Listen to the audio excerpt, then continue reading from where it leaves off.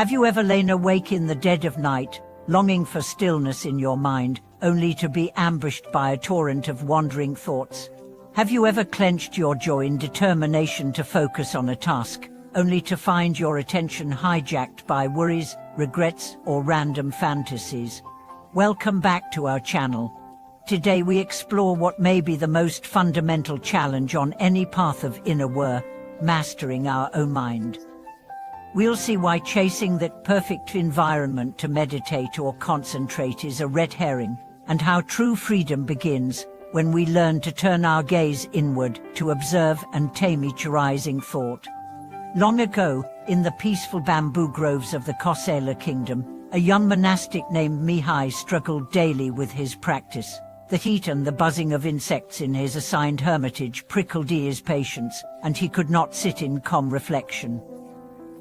Frustrated, he approached the Buddha and asked permission to relocate to a cooler, quieter spot, convinced that a change of scenery would finally grant him the stillness he sought. The Buddha nodded at his request, and Mihai set off in high hopes.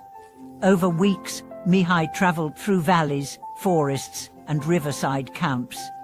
Each site offered a different promise. One was too lonely, another too noisy, yet another too hot. No matter where he settled, his mind remained like an untamed stallion, galloping from one distraction to the next. When he finally returned, exhausted and disillusioned, the Buddha spoke, "Mihi, if the mind is unsettled, no place can bring peace. Change your heart, and the world will fall into harmony." In that moment, Mihai understood that the true obstacle was not in the surroundings but in his own restless thoughts. This story echoes in our modern lives. We switch jobs, move cities, even delete social apps, hoping to escape stress, only to discover anxiety re-emerges in the next setting. We blame colleagues, traffic, or noisy neighbors, never pausing to realize that our inner turmoil follows us like a shadow. It turns out that our brain generates an astonishing 6,000 to 8,000 thoughts each day, most of them automatic and unexamined. These mental echoes carry our past fears, biases, and habits, rather than deliberate, conscious intentions. Buddha put it succinctly, if one can know mind, tame mind, the mind becomes a vehicle for the path. In practical terms, this means that every moment presents us the choice to catch a thought as it arises, to simply observe it, allow it to pass, and return to the breath, rather than be swept away by its narrative. Over time, this gentle discipline cultivates a reservoir of clarity and calm that no external circumstance can disturb.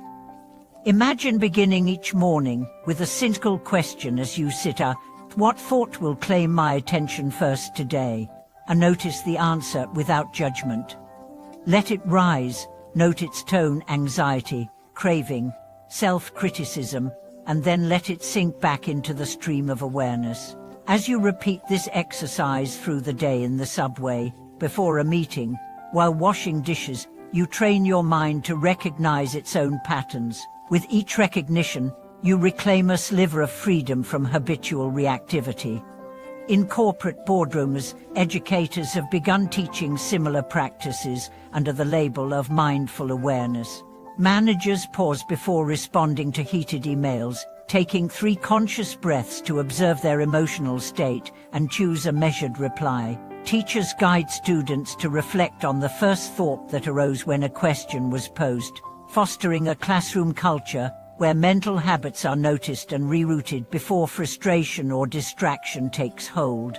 On the personal front, you might try a simple journal experiment. Each evening, list 3 dominant thoughts you experienced that day, perhaps a worry that replayed in your mind, a critical voice, or a frenzied future projection.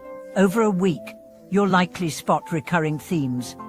Then choose one to sit with deliberately. Close your eyes, bring it to mind, sense its weight in your body, and invite it to soften. Notice how that act of gentle attention shifts its power over you. My own journey with this practice began when I realized I was carrying to-do lists in my mind even during family dinners. I would think, why haven't I answered that email? Or I should be planning next week's trick. One day, I paused mid-sentence, closed my eyes for just 5 breaths, and imagined placing those tasks on a shelf.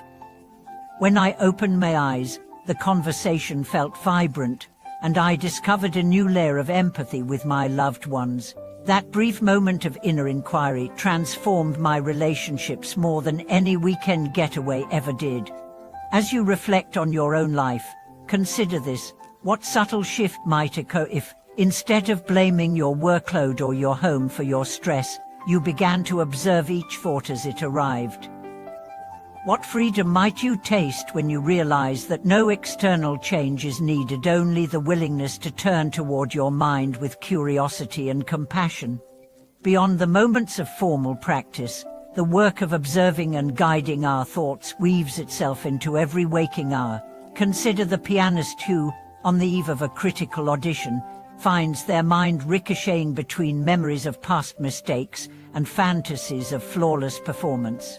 Instead of succumbing to that inner monologue, they lean into a simple anchor, the sensation of their fingertips on the keys. With each press and release, they note a thought, perhaps a doubt or a judgment, then return their focus to touch and sound.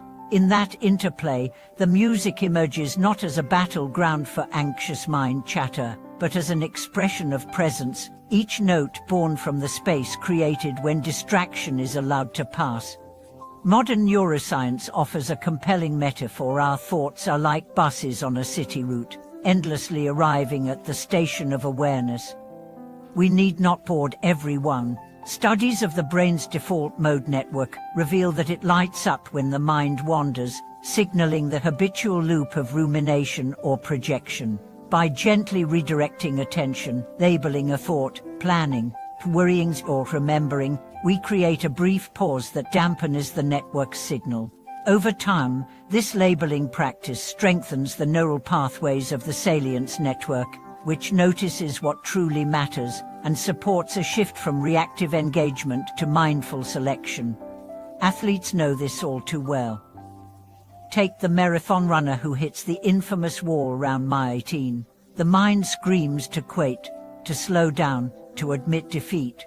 Elite coaches train runners to greet that first wave of discouragement as a natural thought, to acknowledge it with compassion rather than judgment, and to refocus on the rhythm of each step and breath.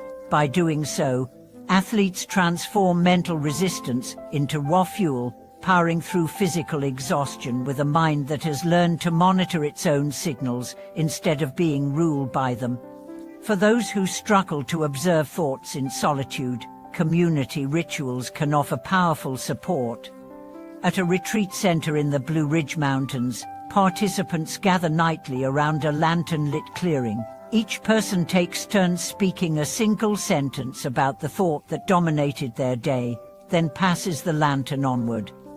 In this shared practice, confessions of self-doubt or fear lose their stigma. They become stories heard and held by the group.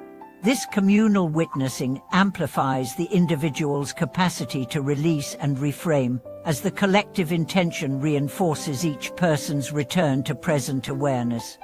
Ultimately, mastering the mind's endless chatter is not about eradication, but about relationship. Thoughts will continue to rise, some soothing, others unsettling, but our response need not dictate our actions. By cultivating the habit of noticing, aiming, and releasing, we carve out a sanctuary within ourselves. In that inner clearing, creativity can flourish, relationships deepen, and even the most daunting challenges become invitations to practice presence. Thank you for watching this video.